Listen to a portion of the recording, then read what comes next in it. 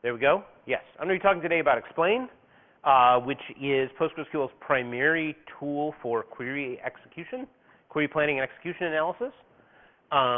It is an extremely powerful tool. It is also somewhat unintuitive, hence the presentation. So first, let's talk a little bit about what Explain is.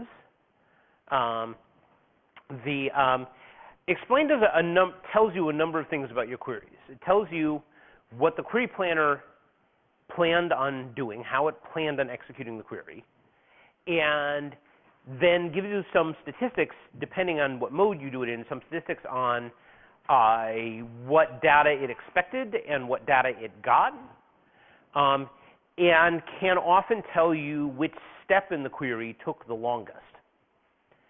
But Explain doesn't do everything for you. It doesn't, for example, if you're saying, why didn't it use that index?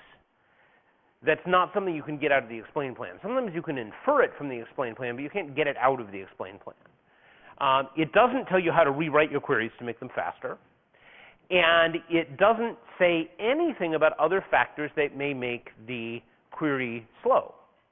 For example, you will sometimes find that the majority of your response time in a query, like one of the things that I find all the time when I do analysis is, I look at the Explain Analyze in Postgres, but I also look at the response time as reported by the application. And you can have a query where Explain Analyze says it's being executed in 50 milliseconds, but the response time in the application is 3.5 seconds. And that's actually because that time is being spent in data transmission or network problems or rendering on the application. That's not uncommon at all. And Explain won't tell you that. It'll only show you the time spent inside the database. And it won't tell you, and it particularly won't tell you, for example, things like data transmission time. Because if you request 150,000 rows from the database, that is going to take a significant amount of time to go across the wire. And that, again, does not get shown in Explain. So it doesn't tell you everything, but it does tell you a lot of things. So now, I did say that Explain is a little unintuitive to interpret. So in order to understand what Explain is showing you, I need to actually explain a little bit about how the Postgres query planner works.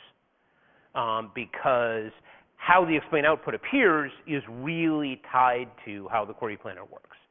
So what happens with the query planner is it takes the parser has parsed your query by the time the query planner gets to it and rendered it into a canonical form.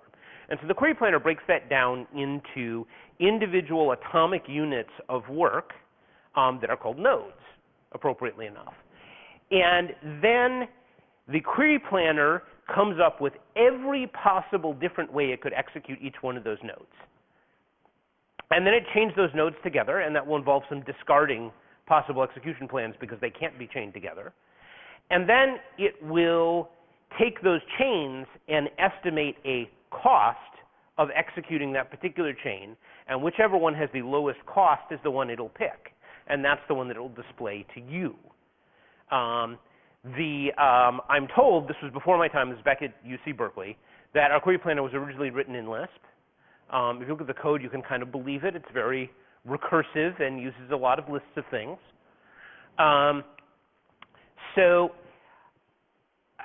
But you really have to kind of understand the node concept to see what the Explain is showing you. So I mean, the basic idea of the nodes is, for every node, right, you have two inputs. One input will be one or more row sets. In the case of joins, it will be more than one row set. In the case of other forms of operation, it will be a single row set.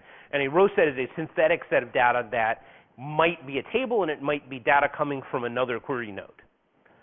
And then parameters that go into that node that define what the node is supposed to do, how it's supposed to execute its thing.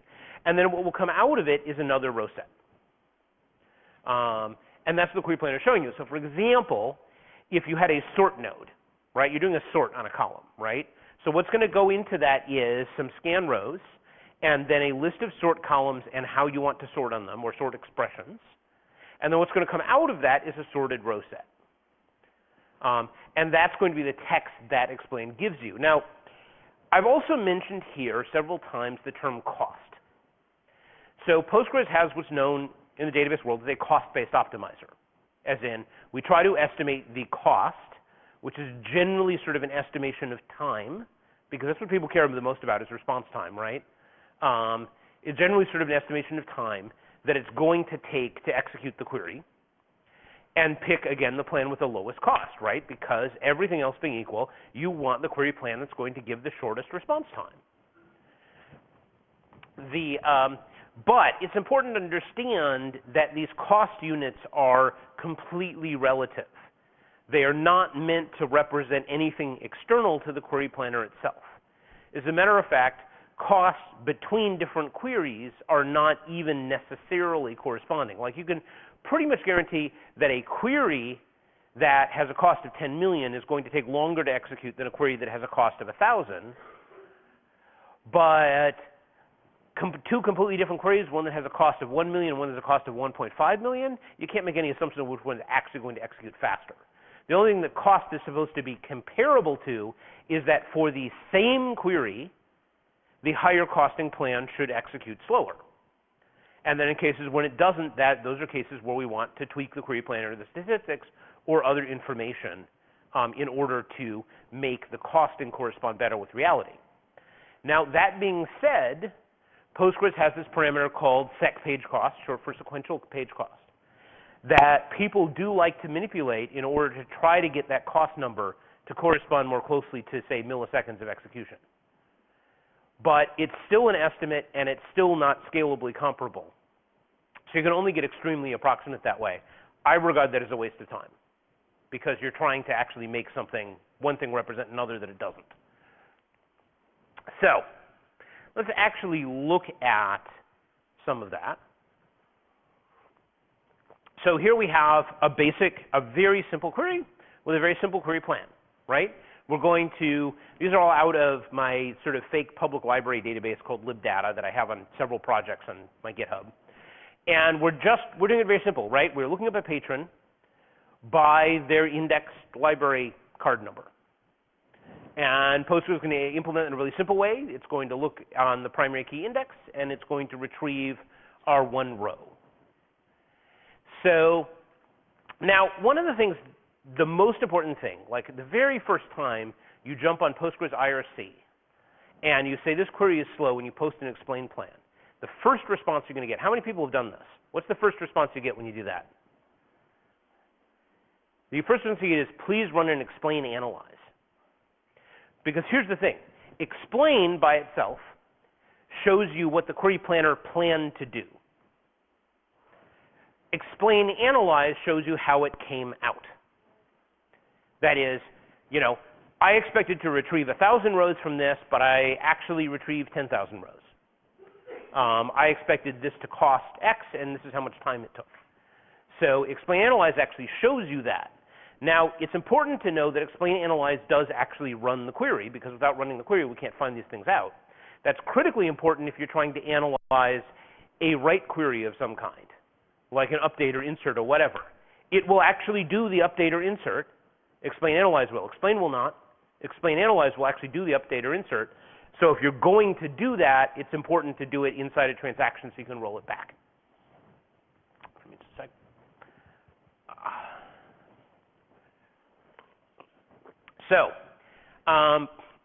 So here's an explain analyze, and you can see the extra information that we have here, right? We have our index scan, and we still have our cost information and that sort of thing. And by the way, I'm going to go over this in detail in a minute. And then we suddenly have these actual time figures and actual rows. And then in more recent versions of Postgres, this is from 9.4, you get other information, like how long did it take to plan the query. Now, one of the things you'll find in very simple queries like this, the planning time is actually greater than the query execution time. That's not uncommon in queries where you're retrieving one row based on an index where the entire execution time of the query could be measured, is measured in the tenths of a millisecond.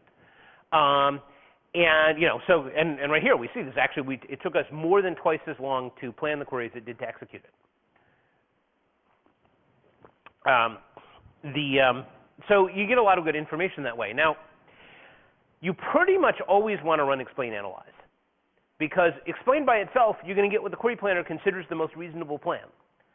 And most of the time, the query planner is right.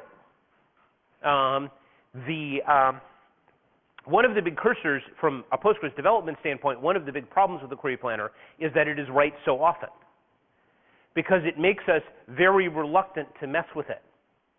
Because if we start messing around with the internals of the query planner, what we're going to initially get is a lot of really bad queries until we like retune it. So it's right most of the time, and so for that reason, the just looking at the explain plan by itself doesn't necessarily tell you anything. You want the explain analyze. Now, there are a few reasons why you wouldn't run explain analyze. Obviously, the update case is one. If you can't wrap it in a transaction, roll it back because of locking or whatever. The other thing is, maybe the query is so slow it never finishes, right? In which case, you can't run explain analyze because it never finishes. Maybe you just want to check whether or not a particular index is going to be used, and the explain plan will tell you that. And maybe if you've got partition data, you just want to check which partitions are going to get hit by a particular query. You want to make sure that the query is partition compliant, so you're only going to hit the partitions that match. And again, a plain explain plan will tell you that. You don't actually have to run explain analyze. The whole rest of the time, you're going to want to run explain analyze. Now, there are some other options for explain that are useful. One of the big ones got introduced in Postgres 9.2, I think, is buffers. So if you add buffers, then it tells you information about how much data was retrieved from Postgres' dedicated cache versus how much had to come out of the file system. Now, because Postgres goes on top of the file system, it can't tell you how many things came out of the file system cache versus off of disk. You have to sort of infer that by how long it took. But at least giving you an idea of cache data versus read data gives you an idea of, hey, is this query really slow because we're waiting to read stuff out of the file system? Cost and timing are on by default. That's what you saw before. You can actually turn them off. The one reason why you'd actually want to turn them off is on some platforms, such as Win2K server, checking the system clock is really expensive. It is so expensive that it affects the query execution time when you're doing explain analyze, and thus gives you a really deceptive result. And so that's a reason to turn timing off. The other thing that we can actually do is we can change the format. That is, what I've been showing you up until now is the default format, the default sort of line-oriented text format for explain and explain analyze. But we also offer explain analyze in YAML, XML, and JSON. And actually, when I'm actually doing work, I use the YAML format a lot because it breaks out each different thing into a separate key value field, and I find that much easier to read. Plus, I can put it into scripting tools and then actually look for certain patterns. And then there's verbose. So let's actually show you a few of those. So this is an example of buffers. So one of the things that we're actually getting here, so we've got this and we're doing here. Now you notice when you want to add these extra parameters, you have to use this extended format. Explain, open parentheses, parameter, and then on or off, parameter value. And that's the extended format that we're adding for a lot of Postgres commands because we decided a while ago that we wanted to stop extending the SQL parser syntax all the time because that was becoming a real problem. So instead, you put these in parentheses. So it might be a good idea to get used to doing that anyway, even though you don't technically need it with analyze and verbose. And then we're going to go here, and I'm actually doing a select from people, and then I am doing a JSON search, because this is a JSON field, so I'm doing a JSON query on looking up certain key values in the JSON field. And then here I'm getting a lot of information, and here you can see what we're getting from buffers. So we're doing a bitmap heap scan on people right here. Bitmap heap scan means that we are reading data from the, actually this is a two-part thing. So the first part is we do the bitmap index scan, which means that we are reading the index into memory and then transforming it into a bitmap so that it can be manipulated and matched up with other query criteria. And then it says buffers here, right? As in, we hit one data page already in Postgres memory, and then we had to read 39 of them, which is fine. It's like less than 1K of data. No, less than 1 megabyte of data. Not really an issue. But then we go up to the bitmap heap scan, and we're hitting 18,000 in memory and then reading 70,000 out of the file system. So if this query was slow, that would be a pretty good hint that it's probably pulling data off of disk, and that's why it's slow. Now, here's a cut-off example of the YAML format. Obviously, since it's vertical, it would scrolls all the way down, but you can see how if you're looking for these specific statistics, it's a lot easier to read this. It's a lot harder to see the whole query because you have to do a lot of scrolling. But it's a lot easier to read the parameters because they're broken out into separate fields instead of being in a massive long line that wraps. However, I'm not using YAML format for the slides because being vertical, it just runs off the slide all the time. Okay, and then verbose actually doesn't give you a lot of extra information. It's possible in the future that we might add extra things that display when you're in verbose mode, but right now what verbose mode mostly does is, remember I said there's row sets going into the node and row sets coming out of the node? It gives you all the column names for those row sets going in and out. Where that's really useful, someone else wrote a query, they handed you that query, and the query lacks table aliases. So you're like, hey, where did this fname field come from? What table is that from? That'll tell you that. You can actually trace that particular column through its various levels of the query to see what table it originally came from.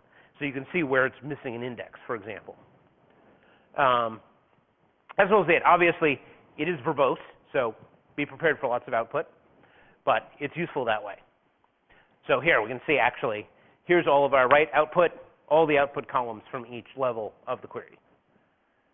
And for example, one of the things that I would say here for this is like, hey, at this level of the query, we're actually getting all of the columns in the fairly broad patrons table, even though we're only going to display 4 of them. Couldn't we add a filter criteria to, couldn't we add a filter criteria when we're searching the patrons table and actually avoid manipulating some of the data? That sort of thing gets actually particularly critical when you have these giant tables that have 600 columns. Anytime somebody does a select star, things get really slow. So that's one of the things that you get usefully out of verbose. So next we're going to talk about reading explain in detail. Before I go to that, does anybody have any questions about the options? Like I'm actually going to show you what each different clause means in just a minute. But does anybody have any questions about sort of the options for explain before we get to that? No, we're good? Okay, cool. So the first thing to understand about explain, and this is the hardest thing to sort of grok when you're first looking at it, is it displays as an inverted tree. And what I mean by inverted tree is that the thing that's executed first is the one that's indented innermost. So in this particular query, which has a join in it, this bitmap index scan on lone patron, so we're joining the patrons table against the lone patrons table. This particular bitmap index scan on lone patrons is what got executed first for certain definitions of first. Here's the important thing. When Postgres is waiting on I/O, it will attempt to go to other query nodes that it can execute in parallel. So you will actually have overlapping execution between nodes. No, we don't have full parallel query in Postgres yet. It's coming in 9.6. We don't have full parallel query in Postgres yet. So it's not really parallel. It's actually more of sort of an asynchronous request model, right? Where when we're waiting on other systems, then we'll go on to other stuff. So, but anyway, this is executed first.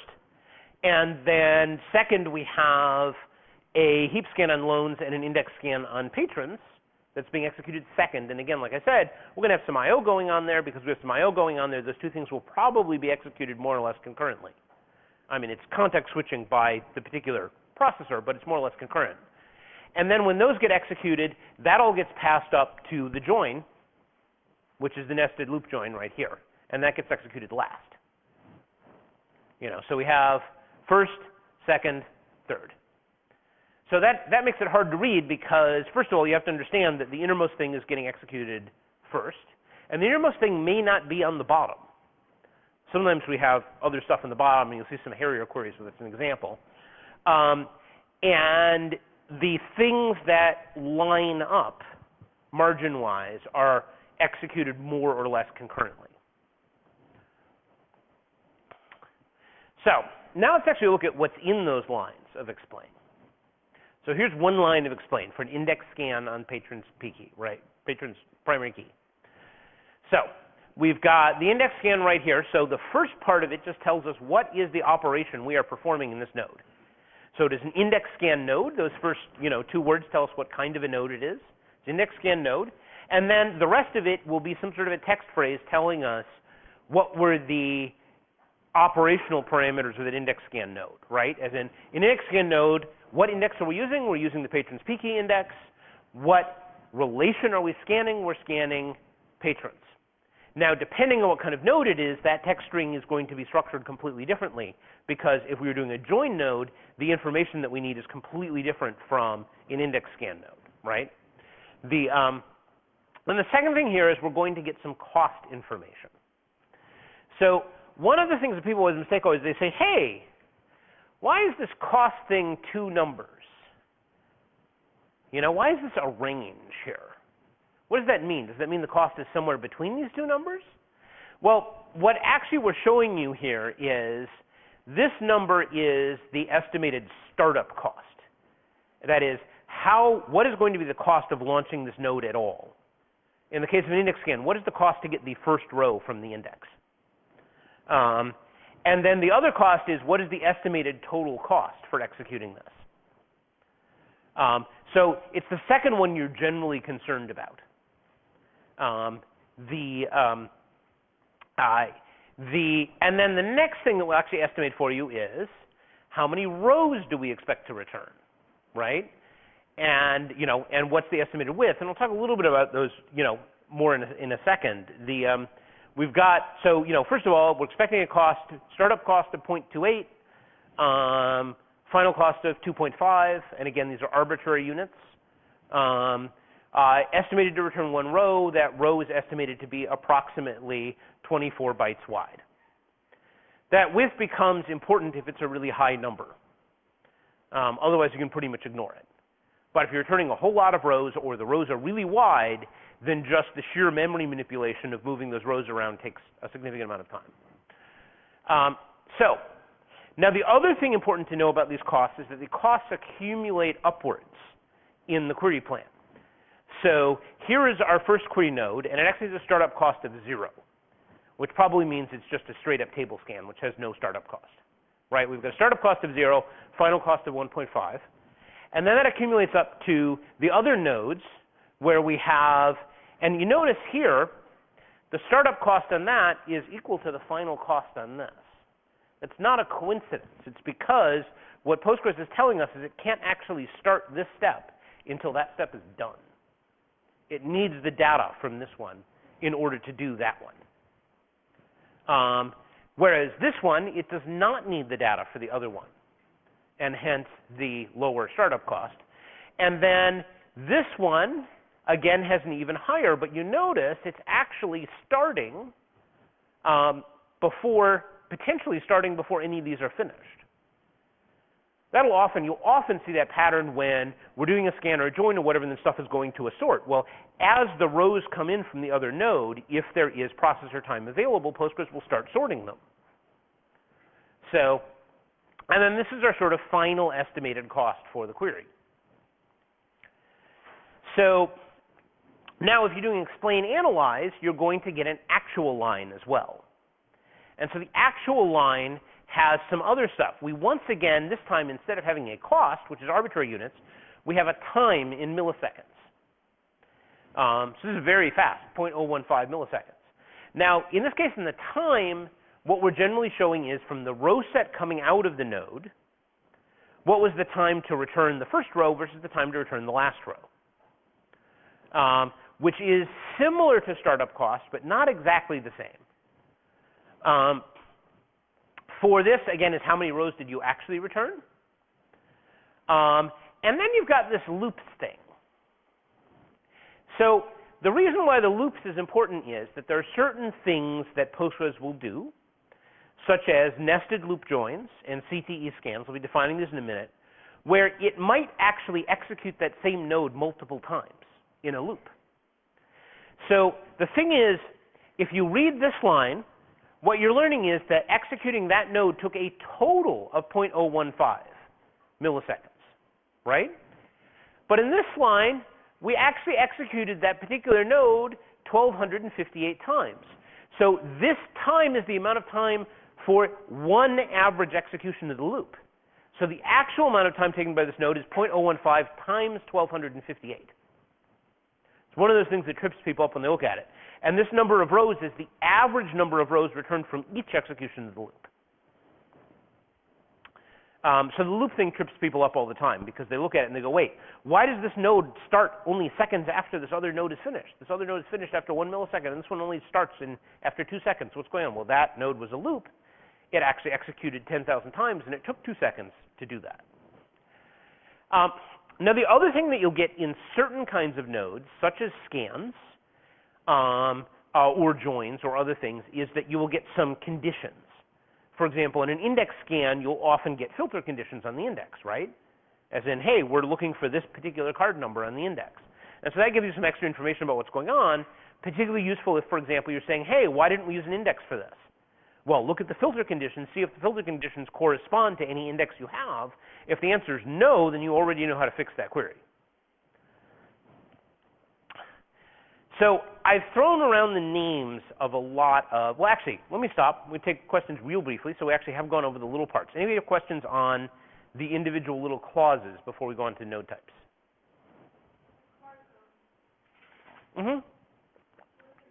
That's a column name. That is a column name right here. And that is a value that I supplied. Yep. Other questions? So earlier you mentioned the width is the byte of the row or the total of all the rows? The width is the number of bytes in one row. In one row? Yes. So if there are 10 rows, you will only show per row? Yes. The question is, if there are 10 rows, you only show per row, and the answer is yes. So, okay. How many time here? Oh, pretty good, actually. So let's go over some node types. You got a whole bunch of different node types in Postgres. This is a slightly incomplete list of node types, particularly if you're using Postgres 9.5, because one of the things that we do in Postgres is we add node types all the time. Certain Postgres extensions will add their own node types. The query planner is designed to be pluggable, and therefore, as long as you meet the node API for the query planner, people can actually add their own node types in an extension, and they do. So you may see things that aren't in this list. Plus, there were some that were added new to 9.5 that are not on this list, and other stuff. But these are the ones you can see most of the time because they're the oldest ones and the most common ones, right? Most common, first of all, SecScan is our obscure term for a full table scan. Sec is short for sequential, and it means that we're doing a sequential read from disk. So that is the Postgres cryptic term for full table scan, is SecScan. SecScan is something that you want to see in a very small table and you don't want to see in a really large table. Index scan is scan the index and look up individual tuples in the index in the sort of normal index tree transversal way. An index-only scan is, so one of the confusing things about Postgres, how many people were in Quinn's talk earlier, yesterday morning? So one of the things Quinn went over is how Postgres does in-place concurrency. Because rows are not deleted from Postgres immediately, they're marked as invalid for a certain range of transactions and then garbage collected later. Well, so at any given time, Postgres has to check what are called visibility rules to determine if you can see certain rows or not. And the visibility rows are stored in the base table. However, starting in Postgres 9.3, we said, hey, if all of the data in the table is really old, then we don't actually have to check visibility rules. And so we added index-only scan. And index-only scan is really nice if you're getting sorted output from a really big table, because it means all we do is retrieve data from the index and we don't touch the base table at all. You won't see it as often as you would like to see it, but it's in there. Now, bitmap scan is scan the index and then build a bitmap of which rows correspond to our criteria. One of the primary reasons to do that is I'm going to scan a second index or an index in another table, construct a bitmap, and then I'm going to overlap the two bitmaps in order to see which rows correspond to complex criteria. This is how Postgres can combine using 2 or more indexes on the same query, something that certain other open source databases can't do. Most of these kinds of scans will contain a filter condition. Obviously, sometimes you do select star from table, particularly if it's a small table, that's not going to have a filter condition, but most of the time you're going to be select star from, select columns from table where, and that where clause is going to become what's known as a filter condition, showing what you're getting. But do keep in mind this is a node, per node thing, so sometimes the filter condition will be something that was generated by the query planner or executor based on criteria passed elsewhere in the query, and sort of bubbled up. So here's an example of a bitmap scan. And this is where I said visibility rules. So we actually have 2 steps here. We've got the bitmap index scan. And so this is where we scanned the index, and we looked for all of the items in the pages in the index that corresponded to that particular library card number, and constructed a bitmap. Now, the problem is that even in the bitmap index scan, we do have to check visibility rules. And in order to do that, we have to do a bitmap heap scan. And heap is, again, another cryptic term for base table. So we do the bitmap heap scan to actually double check that all of these rows correspond to our visibility rules before we proceed on to the next step. In this particular operation, the bitmap index scan, you'll often find that the bitmap heap scan takes longer than the bitmap index scan. That's because the base table is much larger than the index, and it's not ordered. Yeah? In that scenario, is it the primary filter condition already eliminates some of the stuff that you need to catch in the heap, right? Right. It's just a secondary check. Yes. So what's happening is we're getting all of the rows. So the index does not have visibility information. So we're getting all of the rows in the index that have this card number. And then we're checking those rows and only those rows in the heap, in the table, that is. So join types. Postgres supports lots of join types in order to have different strategies to see which join. Nest loop join. Nest loop is the join that's most intuitively understandable, which is for every row in table A, look up all the rows in table B and loop over them one at a time. This is the fastest join strategy when very small numbers of rows are involved because there's almost no startup cost. It is a terrible strategy when there are a lot of rows involved because it is completely serial and there's no batching. So if we're joining some big tables, Postgres is going to try to do some other things, like, for example, a hash join, right? Where we actually make a hash map based on one table and then shove stuff into hash buckets from the other table based on which hash bucket they fall in and then sync them up. Whether or not a hash join is used is often dependent on how you have set the parameter work memory, because that defines the largest hash map you're allowed to have as a query operation. So if you think Postgres should be using a hash join and it's not, one of the things you can try doing is bumping work memory. A merge join says, hey, I'm going to want sorted output from both of these. You often see the query planner doing this when it knows you're going to be sorting afterwards, and that sort corresponds to indexes that you have in both relations, right? So if I have an index on first name here and an index on ID number here, and I'm going to be, or actually I have an index on ID number here and an index on ID number there, and I'm going to be displaying them in ID number order, and they're both big tables, one of the things Postgres will do is say, hey, I'm just going to sort everything according to ID and match everything that matches up, like a big zipper. You don't see that as often as the other types because you really need to have certain query conditions for that to be the efficient plan. It has a huge startup cost, but if you're joining a big row set against another big row set, it's often the fastest plan. More joins, because like I said, we support lots of joins in Postgres. Lateral join is most often used against what are known as table expressions, that is, functions that return a table. And you want to actually pass in criteria from one table, like a scan on a table, and you want to take the results of a column from that scan and pass that as an input to the function. So what you do is what's called the lateral join. It's really funky syntax. A lot of people can spend years on Postgres without using it, but when you do need it, it's really useful. And that is a separate type. A semi-join. This is how we execute outer joins a lot of the time. As in, hey, we're only going to join against the rows that match in this table, and we're going to ignore the ones that don't match. We're going to ignore the null ones, right? And the opposite of that is the anti-join. That's when you do say a not in expression or where not exists expression. We will often do an anti-join. So, some examples, again, so this is joins. Now, we have a hash join here, right?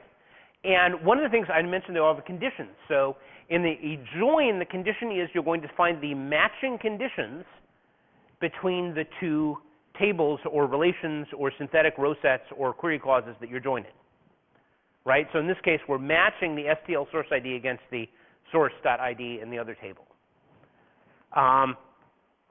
And merge join the same, right? Here, merge join, we're matching this against that. I pulled these off of explained EPSAs, which I'll show you in a minute. And you can actually see some things that are happening. Like, for example, you notice one of the reasons that a merge join is being used here is because what we have is we have two giant, huge tables. We've got a row set of 30 million here. But the resulting, and you can actually kind of see, how this filters out. But that's actually, examples of some of these node types. So, more node types. These slides, by the way, are online if you want to review them later on. So I don't expect you to memorize all these. Aggregates. One of the things we do in Postgres is aggregate, right? Sum, total, average, median, standard deviation, all kinds of other things. So when you see an aggregates, group aggregates, that's our basic aggregate. Again, fastest way to do things on small row sets. Just, go ahead and add up the values, and when they don't repeat, do a new value and that sort of thing. A hash aggregate says, okay, we've got a lot of data, so we're going to construct a hash table out of these values, and then put stuff in hash buckets and group them that way. Much faster for if you're going to have a lot of rows, but your aggregation column is indexed. We'll do a hash aggregate. Window aggregates are used to support windowing clauses. How many people have used windowing clauses? Yeah. Those of you who haven't probably should. They're awesome. They allow you to do something in one query that would have taken 2 or 3. I'm not representing some of the new 9.4 aggregates in here, grouping sets, etc., which you'll now see as new node types. Or 9.5 aggregates, sorry. You'll now see as new node types. So, again, examples of that. So here's our hash aggregate. So we've got our usual execution time and cost, and then the criteria information we get here, right, is the key on which we are grouping, right? So these are the 3 columns, card no, last name, first name, that I'm grouping by, and we get that as our group key, and that gives us our condition information. Or in the group aggregate, we get the same thing.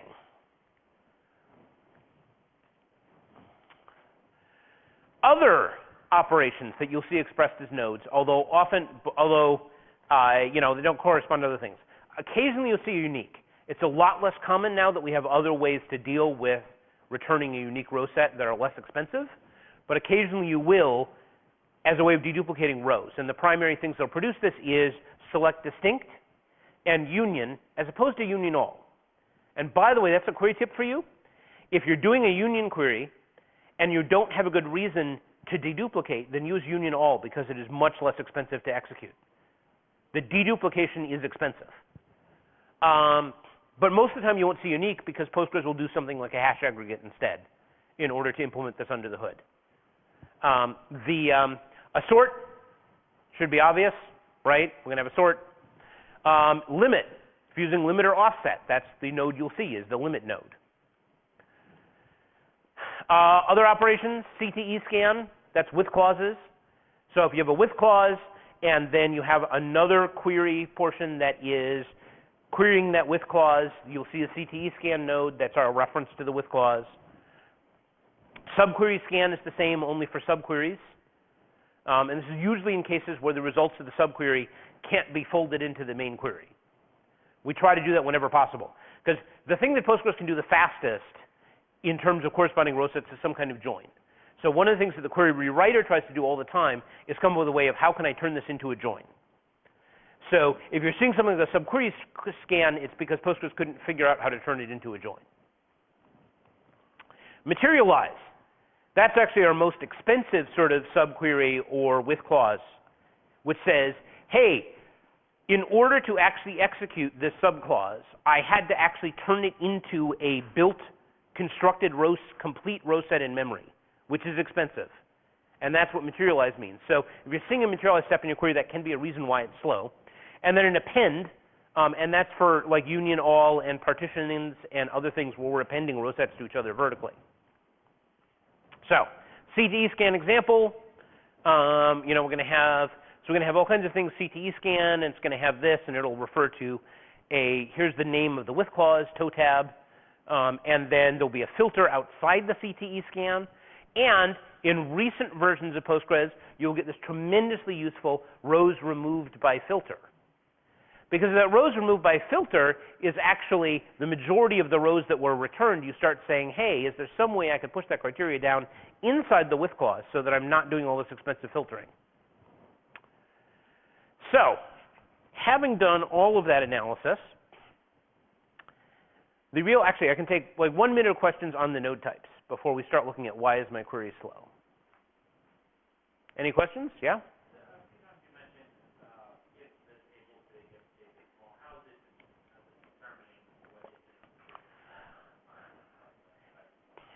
Your statistics.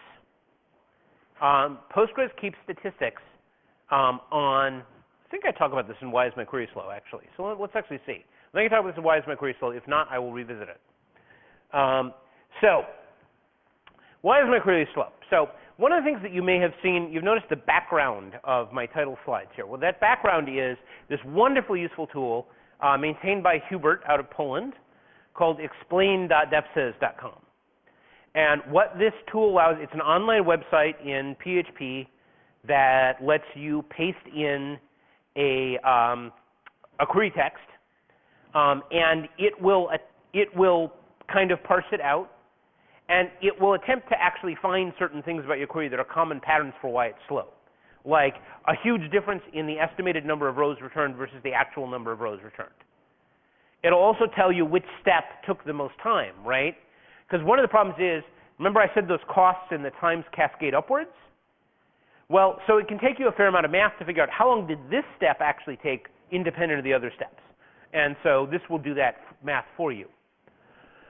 As you can see, whoops, exclusive versus inclusive times, right?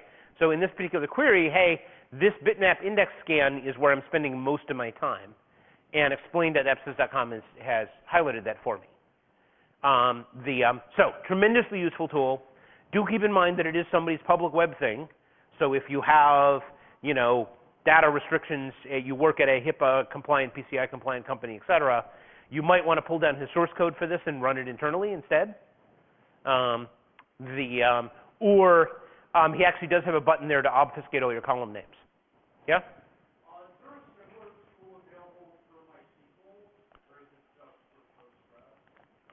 I don't know. I don't really do any MySQL, so maybe? Yep. There are some other tools you can use. The pgadmin GUI web desktop client will do a visual diagram of the query execution. I tend to find that only works for very simple queries because the diagram gets unwieldily large very quickly. There's a more sort of on steroids version of this, originally developed by Red Hat for Red Hat Database, and now maintained as part of the Enterprise DB Developer Studio. I haven't actually seen this because I've never used the EDB Developer Studio, but it's there. However, for a lot of people, their primary tool for helping interpret explain plans is the PostgreSQL channel on irc.freenode.net. Where people come in and they say, why is this query slow? And they post their explain plan, and then they get, please do an explain analyze, and they post their explain analyze, and then people are like, So particularly when you're learning how to interpret explain plans, the IRC channel is really invaluable. So here's some examples of particular query problems that you might encounter and how you'd actually get that out of the explain plan. So here's one where we simply need an index that we don't have. Because you can see here we're doing a full table scan, And we're doing a full table scan on a pretty large table, 200,000 rows. Probably full table scan is not the best strategy for this. It's certainly not happening quickly. And we've got this filter called category equals 7. Now, there's actually a little bit more to this query. I just sampled it out. There were other columns being selected, but the other columns were what you call non-selective. There were columns for which each value had thousands of rows. And Postgres will only use an index if it can pull a very small portion of the table, usually no more than a couple percent. Beyond that, it's actually cheaper to do the sequential scan. So the answer for this particular query was to modify one of those indexes to include this category column, and all of a sudden, the query got orders of magnitude faster. Another one example is bad row estimate.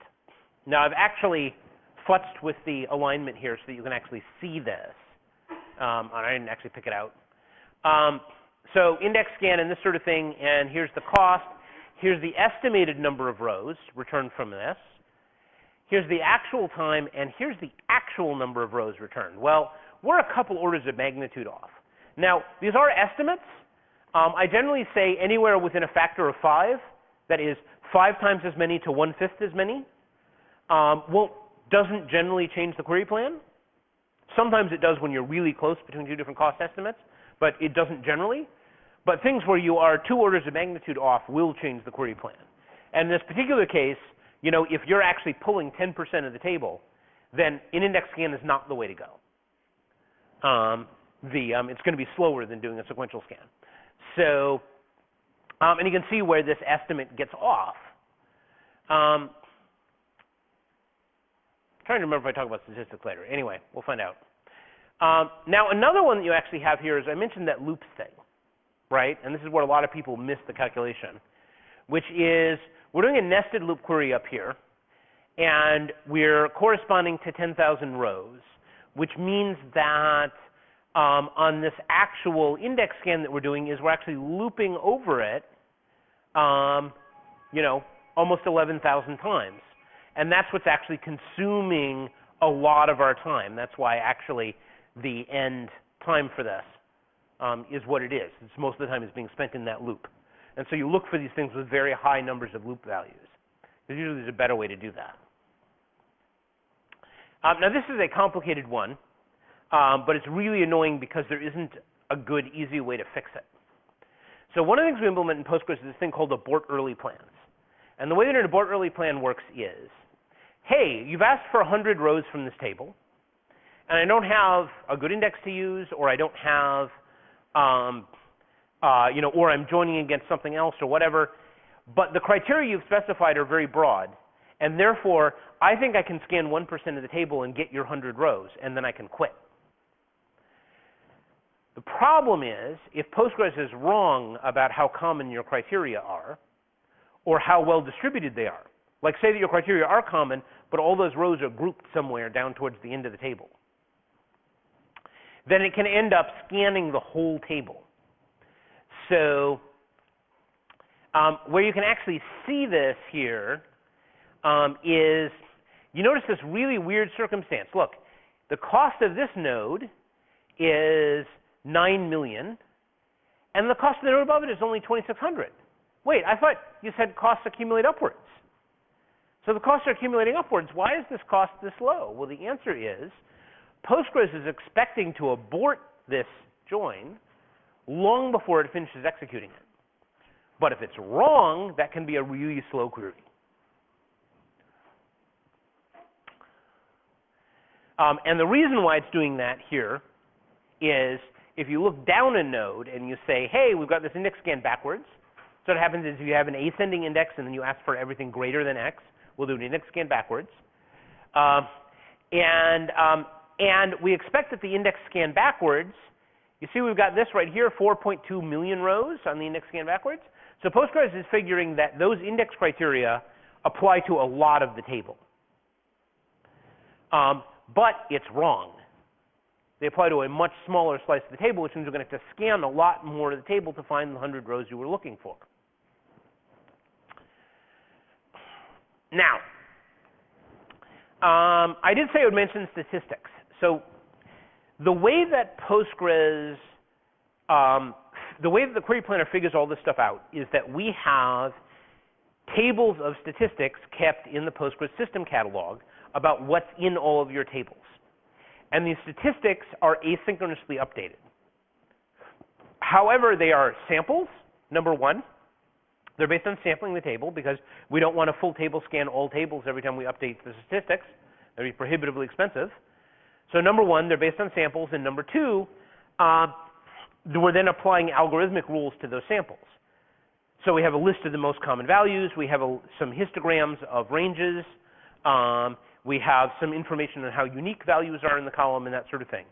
But because all of those things are estimates, they can all be off, right? So if you apply an estimate to an estimate, you get an estimate that has an even higher range of error than you did originally. So one of the things that you can actually do is mess with some of the execution of things. Now, the brute force way to do this is to actually force certain plans in Postgres by turning off certain types of node. So if you say set enable nest loop equals off, then you're preventing Postgres from executing a nest loop. Now, that is fine. That is great as a way to test different query plans. Like, hey, if this was a hash join, would it have been faster? Well, let's force that by disabling nest loops, right?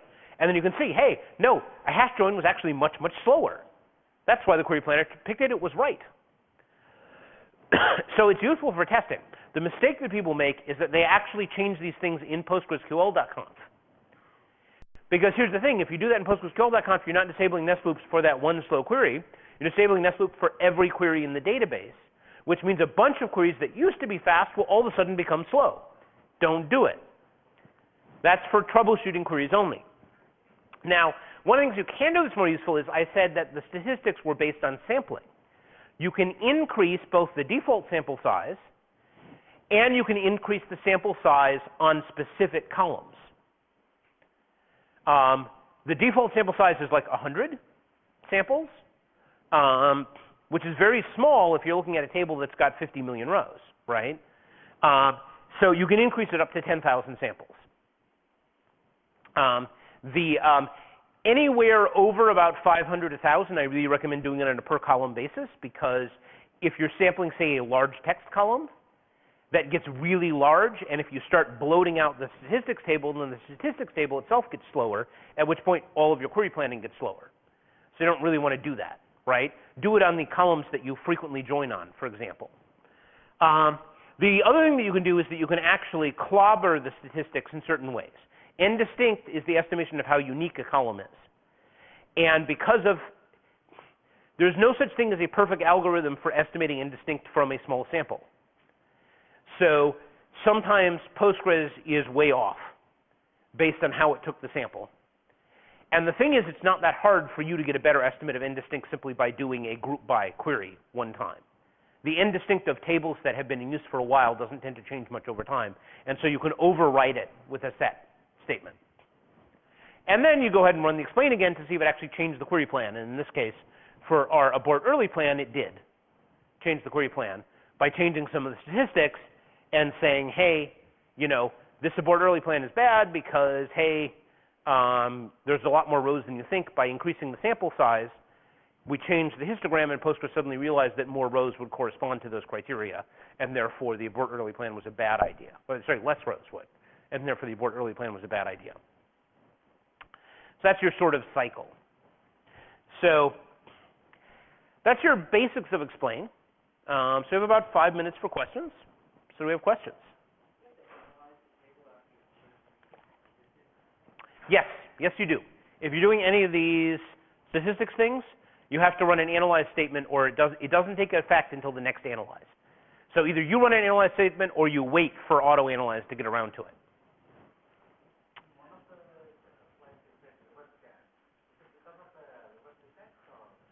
Well, no, so the thing is, like, say you've got a B-tree index, right, that is a normal index on last name.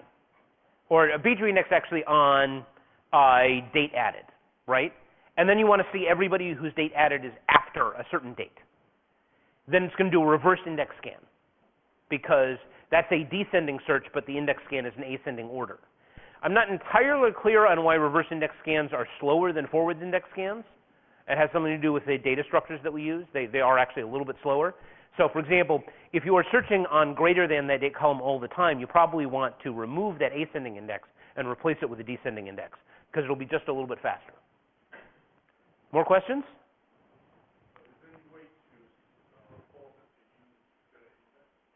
Question was whether or not you could force it to use a particular index. And the answer is no. We haven't implemented that in Postgres for a variety of design reasons. You can manipulate a bunch of other things that will end up causing it to use that index. And there are certain things that you can do with indexes, like Postgres supports the concept of partial indexes, where you do an index on where.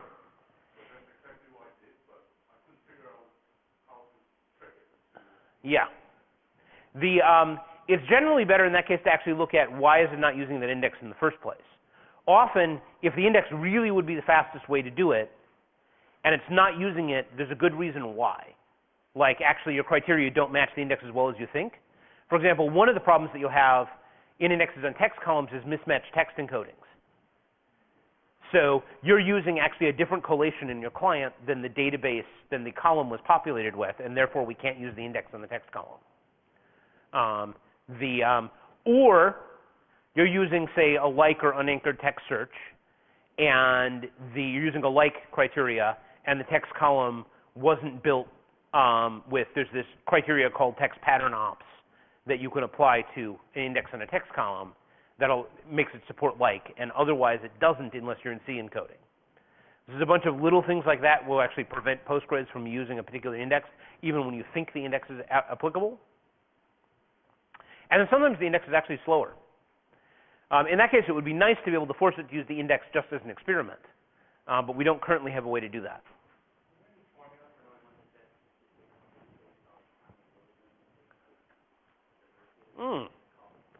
So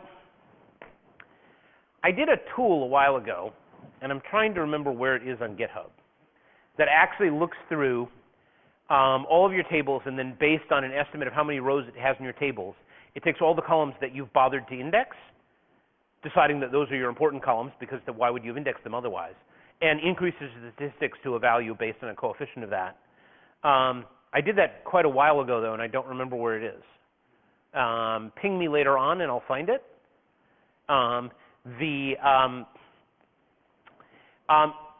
Keep in mind that increasing the sample size in Postgres is not always beneficial, and it's not always size-based. That is, in a lot of cases where you want bigger samples is not because the table is bigger, but because it's more asymmetrically skewed. As in, like, if your data is completely randomly distributed, then you can go with a sample size of 10, right? It's when it's not randomly distributed that you need larger sample sizes. So in cases of highly skewed tables, right, for example, if you have a column that represents activity status, and then you're corresponding that against date, well, obviously the active rows are going to be mostly the ones with the latest dates. But Postgres won't know that instinctively, and so that having higher sample sizes. There's been various proposals to actually make the automated sampling correspond to a percentage of the table, but none of those have been incorporated into mainstream Postgres, because that would actually make more sense from my perspective. Yeah. One of the other things to understand is, until Postgres 9.6, we will not have any correlation stats between columns. So Postgres assumes that values between two columns are entirely randomly matched, which is a really problem when they are entirely non-randomly matched, like, say, month and year, right? Or zip code and state. Postgres will estimate way low on the number of rows returned from that. We are getting column correlation stats in 9.6 for some value of that, and that situation will improve a lot. But for right now, if you're saying, hey, I put criteria on two independent columns, and Postgres estimated really low, orders of magnitude low, it's usually because those two columns are actually highly correlated, but Postgres has no way to estimate that. And sometimes the answer can be making a multi-column index, which Postgres evaluates according to different stats. It doesn't, and sometimes there isn't really a good answer for that. So I take one more question, then we have to quit. Well, one more question? Okay, awesome. Thank you very much.